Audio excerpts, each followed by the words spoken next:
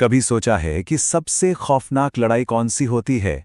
वो नहीं जो बाहर लड़ी जाती है, बल्कि वो जो हमारे अंदर चलती है। आज हम एक ऐसी ही कहानी के क्लाइमैक्स में उतरने वाले हैं, जहां भीतरी ताकत और बाहरी डर का आमना सामना होता है। आइए इस पूरे वाक्य को परत दर परत समझते हैं। देखिए, कहानी में हम आगे बढ़ें उससे पहले इस एक लाइन को दिमाग में बिठा लेते हैं। भूत बाहर नहीं, डर अंदर है। असल में यही इस पूरी कहानी की कह सकते हैं आत्मा है। असली जंग किसी बाहरी शक्ति से है ही नहीं, बल्कि हमारे अपने मन में बैठे डर से है। तो कहानी अब एक ऐसे खतरनाक मोड़ पर आ चुकी है जहां वो बुरी शक्ति पहले से कहीं ज्यादा ताकतवर हो गई है।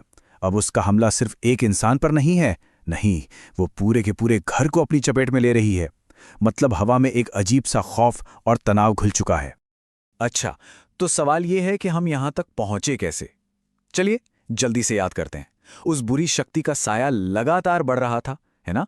नेहा का खुद पर से भरोसा, वो डगमगा रहा था और पूरा का पूरा पीजी डर के साए में जी रहा था। तो अब स्टेज पूरी तरह से सेट है फाइनल शोडाउन के लिए। वक्त रात के ठीक 12:30 बजे। ये वो पल है जब सब कुछ बदलने वाला है। जैसे ही घड़ी की सुई इस वक्त पर पहुंचती है, नेहा के कमरे में अंधेरा और ठंडक अचानक से कई गुना बढ़ जाती है।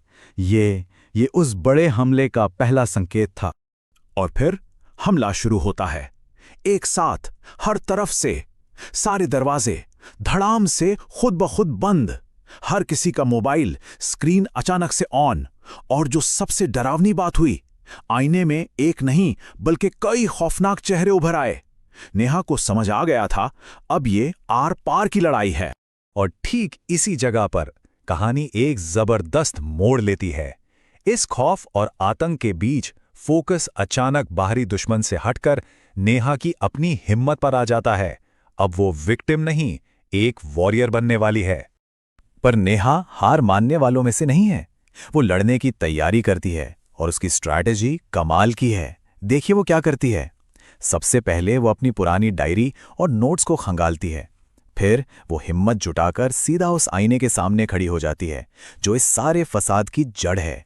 वो बार बार अपना ही नाम दोहराती है, मानो अपनी खोई हुई पहचान को वापस बुला रही हो, और पूरे आत्मबल के साथ तैयार हो जाती है। तो अब हम उस टकराव पर आते हैं जो हथियारों से नहीं बल्कि मन और आत्मा से लड़ा गया।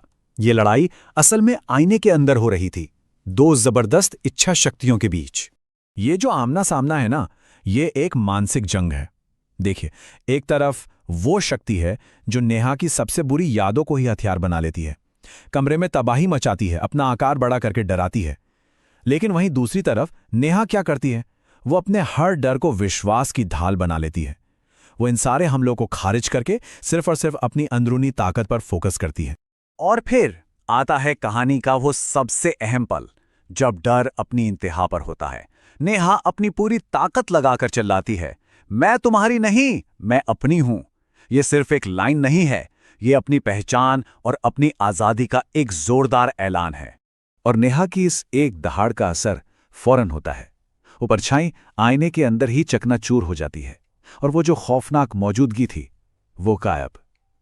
एक पल के लिए सब कुछ शांत। ऐसा लगता है मानो जीत हो गई। तो टकराव तो खत्म हो गया है और एक अजीब सी खामोशी है। लेकिन यह खामोशी थोड़ी नाजुक सी है। सवाल यह है कि क्या ये जीत पूरी है या फिर अधूरी? ये अभी पता चलना बाकी है। और ठीक यहीं पर कहानी एक बहुत बड़ा सवाल खड़ा करती है। क्या वो बुरी शक्ति सच में चली गई थी, या ये सिर्फ तूफान से पहले वाली शांति थी? असलियत तो ये थी कि वो शक्ति खत्म हुई नहीं थी, वो बस छिप गई थी, और अब भी इंतजार कर रही है उस सही मौके का, जब डर फिर से किसी पर हावी हो जाए। कहानी में आगे पता चलता है कि नेहा के उस जगह को छोड़ने के बाद भी हर रात ठीक 12:30 बजे उसके पुराने कमरे से एक आवाज आती है, और वो आवाज धीरे से फुसफुसाती है, मैं अभी भी यहीं हूं। और कहानी का ये जो खौफनाक मोड़ है ना, ये एक बात साबित कर देता है कि असली लड़ाई शायद कभी खत्म होती ही नहीं। तो चलिए अब जरा कहानी से बाहर निकलकर इसके गहरे मतलब को समझते हैं। आखिर इस कहानी का असली संदेश क्या है? ये हमें सिखाना क्या चाहती है? ये जो टेबल है, ये कहानी की परतों को बहुत अच्छे से खोलती है।